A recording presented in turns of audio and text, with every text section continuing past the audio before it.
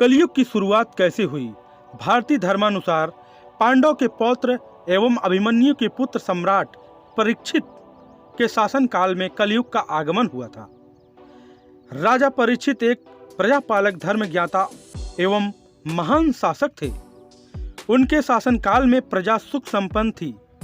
एक दिन राजा परीक्षित जंगल में शिकार खेलने गए थे। उसी दौरान धर्म ने बैल का रूप बनाकर और माँ पृथ्वी ने गाय का रूप रखकर सरस्वती तट पर गए थे। तब धर्म ने पृथ्वी से पूछा, हे देवी, आप क्यों चिंता कर रही हैं? क्या आप इसीलिए दुख तो नहीं कर रही हैं कि मेरा एक ही पैर बचा है? पृथ्वी बोली, हे धर्म, तुम सर्वज्ञ होकर भी मुझसे मेरे दुख का कारण पूछते हो। जब से प्रभु श्री कृष्ण धरती से गए हैं, यही मेरे दुखों का कारण है, क्योंकि उनके निर्मल चरण मुझ पर पड़ते थे। जब धर्म और पृथ्वी यह बातें कर ही रहे थे कि मुकुटधारी शूद्र के रूप में कलयुग वहां आया और उन दोनों को मारने लगा। उसी समय राजन परीक्षित वहां से गुजर रहे थे। उन्होंने मुकुटधारी शूद्र को हाथ में डंडा लिए धर्म के रूप में, बैल और गाय के रूप में माता पृथ्वी को पीटते हुए देखा। वह बैल अत्यंत सुंदर था, श्वेत रंग था और केवल एक पैर था। गाय की कामधेनु के समान सुंदर थी। दोनों ही भयभीत होकर कांप रहे थे। महाराजा परीक्षित ने जोर से कहा, दुष्ट पापी, तू कौन है? इन असहाय गाय और बैल को क्यों सता रहा है? तुम महान अपराधी है। तेरे अपराध का दंड वध ही है। उनके इन वचनों को सुनकर कलयुग भय से कांपने लगा।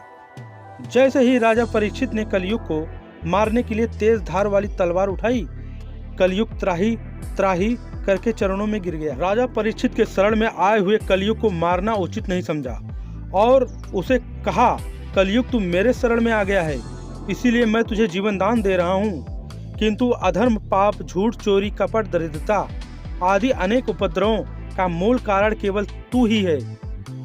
तुम राज्य से अभी निकल जाओ और फिर कभी लौट कर मत आना। परीक्षित की बात सुनकर कलयुग ने कहा, पूरी पृथ्वी पर आपका निवास है। पृथ्वी पर ऐसा कोई भी स्थान नहीं है जहां आपका राज्य ना हो। ऐसे में मुझे रहने के लिए स्थान प्रदान करें। कलयुग की यह कहने पर राजा परीक्षित ने सोच विचार कर कहा, हिंसा, मद्यपान, परस्त्री, मगन और हिंसा, इन 4 स्थानों में असत्य, मद, काम और क्रोध का निवास होता है। तू दिन 4 स्थानों पर रह सकता है। परंतु इस पर कलयुग ने बोला, राजन, यह 4 स्थान मेरे रहने के लिए अब पर्याप्त है। मुझे अन्य जगह भी प्रदान कीजिए। इस मांग पर राजा परीक्षित ने उसे स्वर्ग के रूप में 5वां स्थान प्रदान किया। स्वर्ण रूपी स्थान मिलते ही कलयुग वहां से चला गया। कलयुग को इन स्थानों के मिल जाने से प्रत्यक्ष तो वहां से चला गया, किंतु कुछ दूर जाने के बाद अदृश्य रूप में वापस आकर परीक्षित के स्वर्ण मुकुट में निवास करने लगा।